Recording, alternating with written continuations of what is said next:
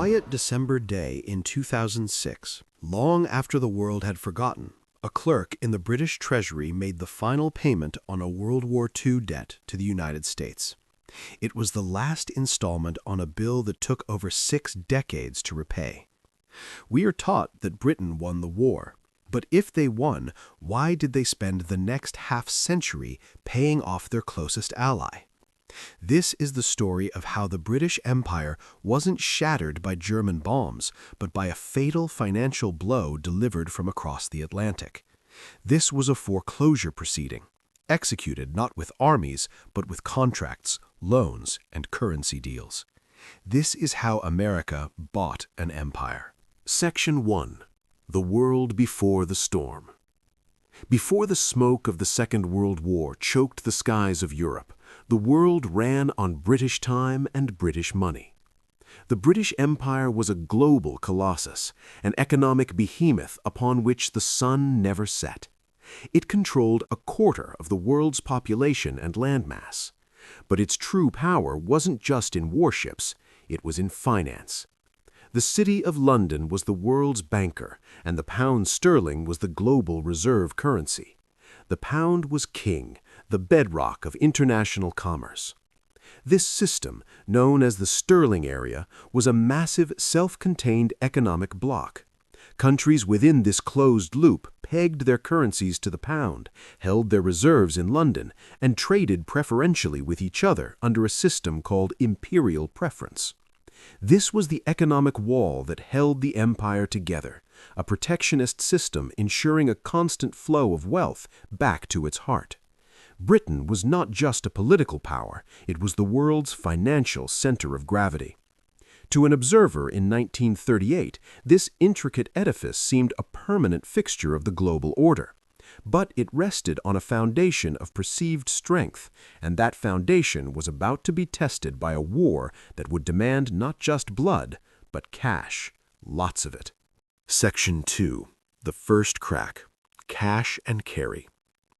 When war broke out in 1939, Britain stood against the Nazi war machine. To fight, it needed weapons, materials, and food from the only industrial giant capable of supplying them, the United States.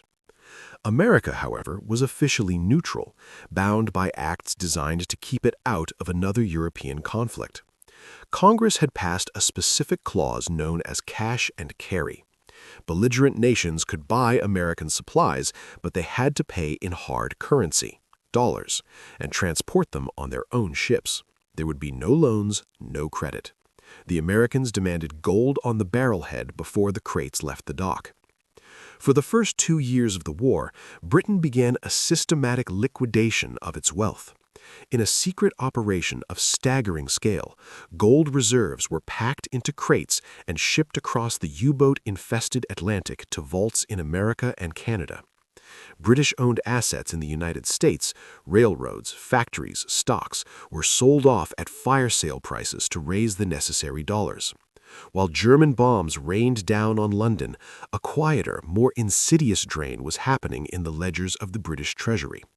By late 1940, Churchill knew the country was approaching a cliff. Britain was running out of money. It had the will to fight, but it was on the verge of being unable to afford the weapons to do so. Section 3. The Devil's Bargain. Lend-Lease.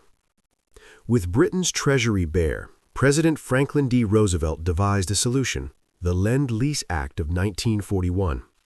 He sold it to the American people with a folksy analogy.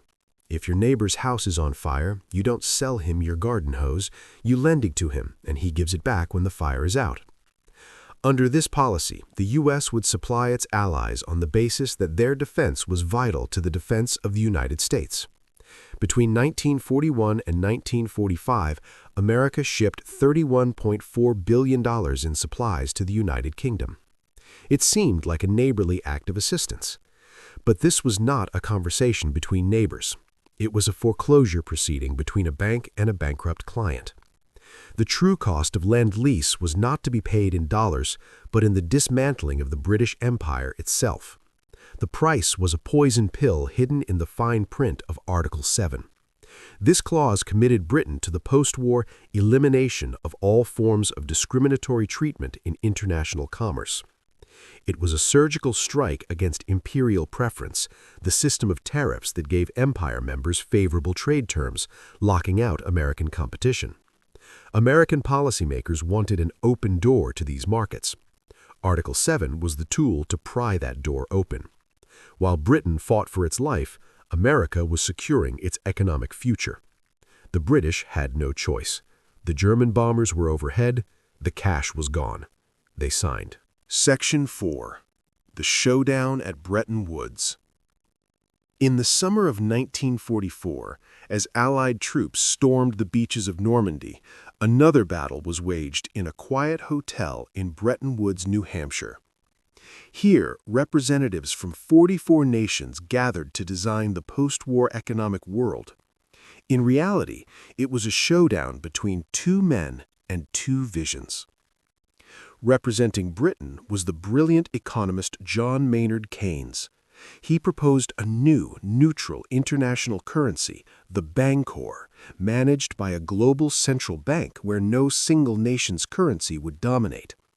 It was a vision for a world where a weakened, indebted Britain could still play a significant role. But representing the United States was Harry Dexter White, a senior U.S. Treasury official. His vision wasn't for a new world currency, it was to enthrone an existing one, the U.S. dollar. The American plan proposed that all other currencies be pegged to the dollar, and the dollar alone would be convertible to gold. It was a battle Britain was destined to lose. America owned 2/3 of the world's gold. It was the only major autonomy left standing. Keynes, representing the world's biggest debtor, fought valiantly, but the American plan won. A senior Bank of England official would later call the agreement the greatest blow to Britain next to the war. It was the formal coronation of the U.S. dollar and the demotion of the pound. The world would now run on American money. Section 5. The Financial Dunkirk. In August 1945, the war ended. The world celebrated. But just 2 weeks after VJ Day, the new U.S. President, Harry S. Truman, made a shocking announcement. The Lend-Lease program was terminated. The cutoff was brutal and immediate. Shipments of food and materials already on the water, previously assumed to be aid, were now subject to payment. Britain, whose economy had been entirely re-engineered for war, was suddenly cut off. John Maynard Keynes, the legendary economist and advisor to the government, famously called it a financial Dunkirk. The country faced a financial abyss. Britain had stood for 2 years after Hitler, before America entered the war, pouring its blood and treasure into the fight. The British public had naively expected a grace period, a grant, some form of continued support. Instead, they got a bill. The abrupt end of Lend-Lease pushed a victorious but exhausted Britain into an immediate solvency crisis. The country was broke, and its only option was to go, cap in hand, back to its powerful ally and ask for help once more. Section 6. The Final Trap. The Anglo-American Loan. In September 1945, a weary and ailing John Maynard Keynes led a British delegation to Washington. He went seeking what he called justice, a grant or at least an interest-free loan, a recognition of Britain's disproportionate sacrifice. He was wrong. The American negotiators, wary of the new socialist government in Britain, were in no mood for charity. There would be no grant. What was offered instead was a loan with punishing terms. After months of grueling negotiations, Britain was forced to accept $3.75 billion from the United States, supplemented by another $1.19 billion from Canada. This was not a gift. It was a 50-year mortgage at 2% interest. But buried in the agreement was the most poisonous condition. Britain had to make the pound sterling fully convertible into U.S. dollars within 1 year. This was the final trap. It meant that anyone, anywhere in the world holding pounds could suddenly demand to exchange them for dollars. At a time when the world was starved for dollars to buy American goods, this was a death trap. Keynes knew this. He called the terms lunatic, but Britain had no choice. They had to take the deal to avoid mass unemployment and starvation. It is true that years later the Marshall Plan would help Europe rebuild. But first, Britain had to walk into the financial trap laid by the 1946 loan. Section 7. The Climax. The 1947 Sterling Massacre. On July 15, 1947, as mandated by the loan agreement, the pound sterling became fully convertible. What followed was not a run on a bank, but a run on a nation. It was a financial massacre. The world was desperate for dollars to buy American goods, and nations across the globe that had earned pounds selling to Britain rushed to cash them in. The drain on Britain's reserves, the very dollars it had just borrowed, was catastrophic. The British Treasury watched in horror as the American loan, supposed to last for years of reconstruction, evaporated. It was being used not to rebuild British cities, but to satisfy a global hunger for dollars that the loan's own terms had unleashed.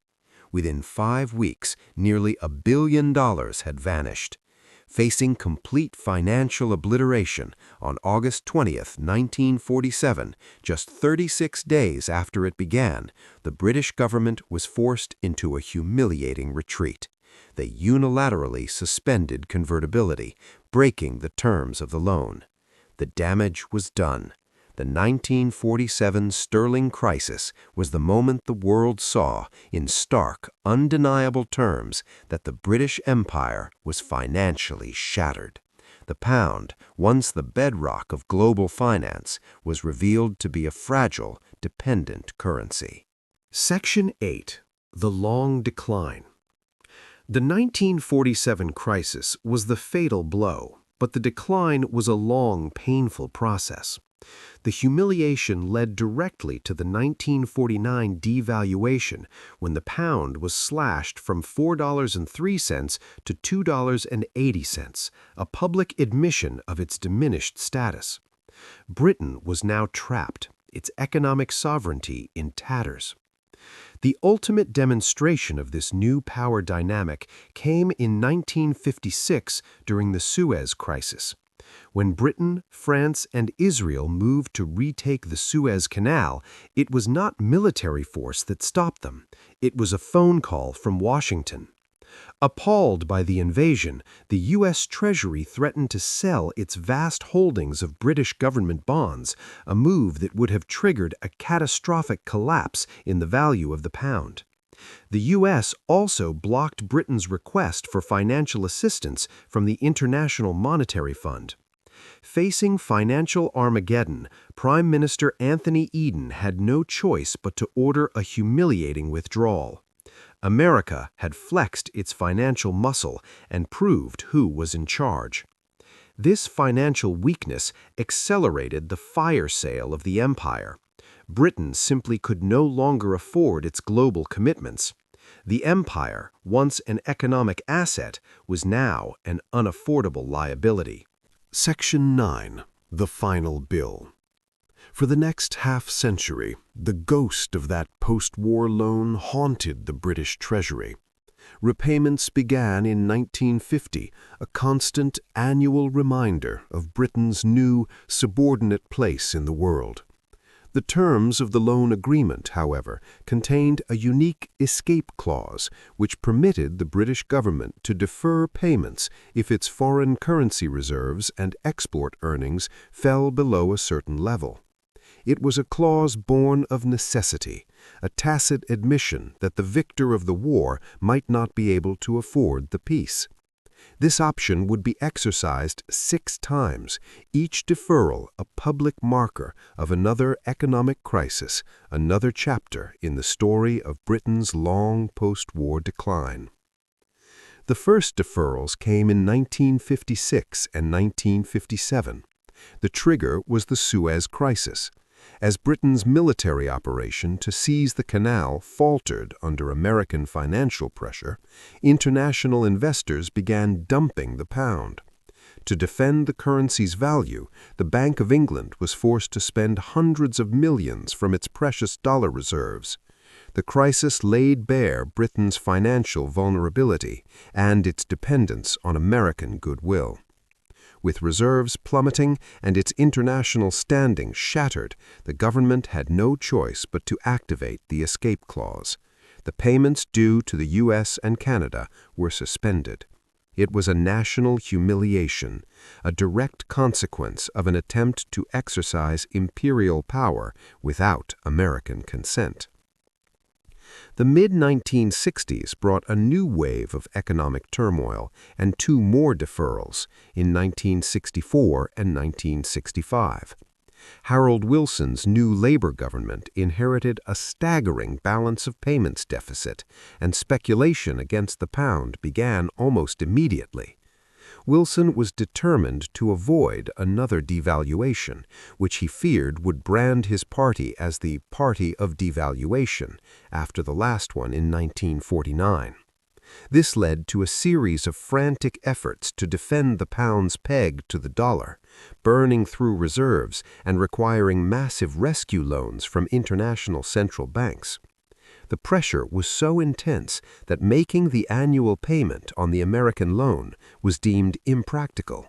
Once again, Britain had to ask for a delay. The fifth deferral came in 1968, a year after Britain was finally forced to devalue the pound anyway. The 1967 devaluation from $2.80 to $2.40 was a seismic shock to the national psyche. But it didn't end the pressure. A new sterling crisis erupted just 4 months later in March 1968 as sterling balance holders tried to convert their pounds into dollars and gold. Facing an unbearable strain on its reserves, the government once again deferred the loan payment. The final deferral, in 1976, was perhaps the most ignominious of all. Britain was mired in a severe economic crisis, battling high inflation, a growing budget deficit, and a plunging pound. That September, the Chancellor of the Exchequer was forced to turn back from the airport on his way to an IMF meeting to deal with a currency in free fall. Britain, the former master of the global financial system, had to go begging to the International Monetary Fund for a record-breaking $3.9 billion bailout loan. Under such dire circumstances, paying an installment on a 30-year-old war debt was out of the question. For the sixth and final time, the payment was deferred. These 6 deferrals pushed the loan's final settlement date from 2000 to 2006. Finally, on December 29, 2006, the story came to its quiet conclusion. On the last working day of the year, the British government made a final electronic transfer of $83.25 million to the United States and another $22.7 million to Canada, closing the books on World War II. The original American loan was $3.75 billion. The total repayment, including decades of interest, amounted to $7.5 billion. The original Canadian loan was $1.19 billion. The total repayment was $2 billion. In the end, Britain paid back nearly double the principal it had borrowed just to survive the peace. The final payment went almost unnoticed by a world that had long moved on. For the British Treasury, it was a moment of quiet ceremony. Ed Balls, Britain's economic secretary to the Treasury, issued a formal statement thanking the United States and Canada for their support. "This week, we finally honor in full our commitments," he said. "It was vital support which helped Britain defeat Nazi Germany and secure peace and prosperity in the post-war period. We honor our commitments to them now as they honored their commitments to us all those years ago." It was a polite, diplomatic end to a brutal 60-year financial saga, but the numbers told the real story. The final payment was the melancholy epilogue to the story of an empire that fought and won a world war only to lose its economic independence in the peace that followed. The story of the British Empire's decline is often told with bombs falling on London or flags being lowered in colonies. But the fatal blow was delivered in the quiet rooms of the U.S. Treasury and at the negotiating table at Bretton Woods. It was a slow-motion transfer of power from one ally to another. America didn't need to conquer the British Empire. It acquired it in a distressed asset sale. This wasn't a sinister plot. It was the cold, hard logic of power and national interest. The United States emerged from World War II as the only major power with its industry intact and its coffers full. It saw a chance to remake the world in its own image, a world of open markets and dollar dominance, and it took it. Britain, victorious but bankrupt, stood in the way and was, piece by piece, financially dismantled. This history is a reminder that the rise and fall of nations can be determined by debt, currency reserves, and the terms of a loan. Britain had defeated Germany, but in doing so, it had defeated itself. It had spent its past to secure its present, and in the process, it had sold its future to its ally.